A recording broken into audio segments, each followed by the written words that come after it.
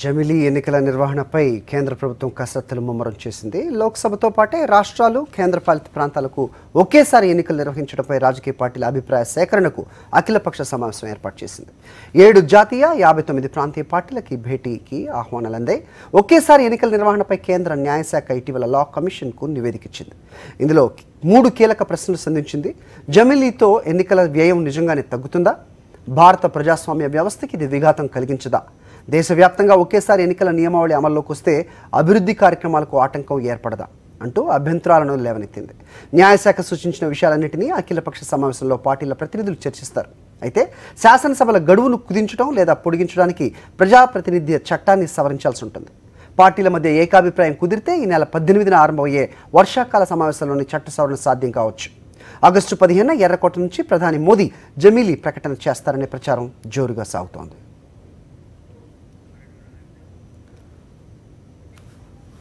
దీనిపై మరిన్ని వివరాలు మా కరెస్పాండెంట్ వెంకటేష్ ఢిల్లీ నుంచి అందిస్తారు. Venkatesh, over to you. Law commission సంప్రదింపులు ప్రారంభించింది. దేశంలో లోక్సభ, అసెంబ్లీలకు ఒకేసారి ఎన్నికలు నిర్వహించడం సాధ్యమవుతుందా లేదా అన్న దానిపై రాజకీయ పార్టీలతో సమావేశాలు ప్రారంభించింది. తొలుత తృణమూల్ కాంగ్రెస్ పార్టీకి సంబంధించినటువంటి ప్రతినిధులు లా కమిషన్ ఎదుట హాజరై తమ అభిప్రాయాన్ని తెలియజేస్తున్నారు. జమిలీ ఎన్నికలతో ఎటువంటి ప్రయోజనాలు ఉంటాయి, ఎటువంటి లాభాలు ఉంటాయి అనేటువంటి అంశంపై ఇప్పటికే దేశంలో విస్తృతంగా చర్చ జరుగుతున్నటువంటి సందర్భం. దీనిపైన అనేక రాజకీయ పార్టీలు భిన్నమైనటువంటి అభిప్రాయాలను వ్యక్తం చేస్తున్నటువంటి పరిస్థితి. సో ఆ నేపథ్యంలోనే లా కమిషన్ అన్ని రాజకీయ పార్టీలను, గుర్తింపు పొందిన జాతీయ, గుర్తింపు పొందినటువంటి రాష్ట్ర పార్టీలన్నింటిని కూడా అభిప్రాయ సేకరణకు వారందరినీ కూడా ఆహ్వానించింది. 7 జాతీయ పార్టీలు, 49కి పైగా ప్రాంతీయ పార్టీలు ఈ సంప్రదింపుల సమావేశాలకు ఒక్కొక్కటిగా హాజరవుతున్నారు. ఒక్కొక్క రాజకీయ పార్టీకి గంటన్నర పైగా సమయం ఇచ్చారు. సో ఆ సమయంలో ఆ రాజకీయ పార్టీ లా కమిషన్ ఎదుట వచ్చి తమ అభిప్రాయాన్ని తెలియజేస్తున్నటువంటి పరిస్థితి. మొత్తానికి జమిలీ ఎన్నికల వల్ల దేశంలో అభివృద్ధి వేగవంతం అవుతుంది, ప్రజాధనం వృధా అనేది అరికట్టవచ్చు అని చెప్పి ప్రధానమంత్రి నరేంద్ర మోడీ గత 2-3 సంవత్సరాలుగా ఆయన ఈ అంశాన్ని పదే పదే ప్రస్తావిస్తున్నారు. సో ఆ నేపథ్యంలో లా కమిషన్ ఈ కసరత్తును చాలా వేగవంతం చేసింది.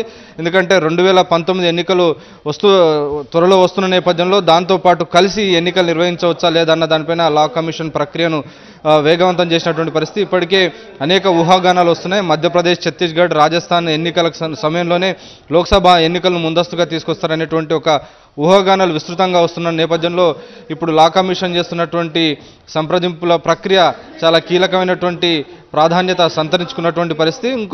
మరొక సమాచారం, లోక్సభ ఎన్నికలను షెడ్యూల్ ప్రకారమే నిర్వహించి ఆ సమయానికి మధ్యప్రదేశ్, ఛత్తీస్గఢ్, రాజస్థాన్, మిజోరాం ఈ 4 రాష్ట్రాలను వెనక్కి తీసుకెళ్లేటువంటి ప్రతిపాదనను కూడా కేంద్రం పరిశీలిస్తుందనేటువంటి ఊహాగానాలు వినిపిస్తున్న నేపథ్యంలో లా కమిషన్ చేపడుతున్నటువంటి సంప్రదింపుల ప్రక్రియ చాలా కీలకమైనటువంటి ప్రాధాన్యత సంతరించుకున్నటువంటి పరిస్థితి. సో లా కమిషన్ పిలుపుకు ఏ పార్టీలు స్పందిస్తాయనేది చాలా ఆసక్తికరంగా మారింది.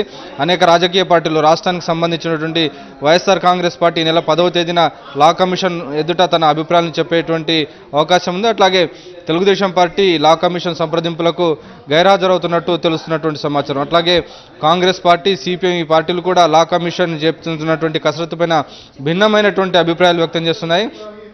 నిజానికి బీజేపీకి గనక చిత్తశుద్ధి ఉంటే బీజేపీ ముందుగా తన అభిప్రాయం చెప్పాలి.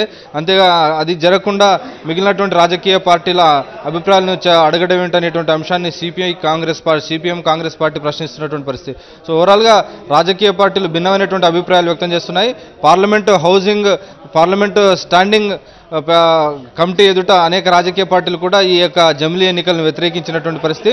షెడ్యూల్ ప్రకారమే ఆయా అసెంబ్లీలకు ఎన్నికలు జరగడం వల్ల వచ్చే ప్రమాదం ఏమిటని చెప్పి కూడా అనేక రాజకీయ పార్టీలు, కాంగ్రెస్, సిపిఎం సహా ప్రాంతీయ రాజకీయ పార్టీలు ప్రశ్నిస్తున్నాయి. సో ఒకేసారి నిర్వహించడం వల్ల ఒక నియంత్రితమైనటువంటి వైఖరి వచ్చేటువంటి అవకాశం ఉంది. లోక్సభ తర్వాత అసెంబ్లీలకు ఆయా షెడ్యూల్ ప్రకారం ఎన్నికలు రావడం వల్ల పెద్దగా నష్టం ఏమీ ఉండదనేటువంటి అభిప్రాయాన్ని వ్యక్తం చేస్తున్నటువంటి పరిస్థితి అనేక రాజకీయ పార్టీలు చెప్తున్నాయి.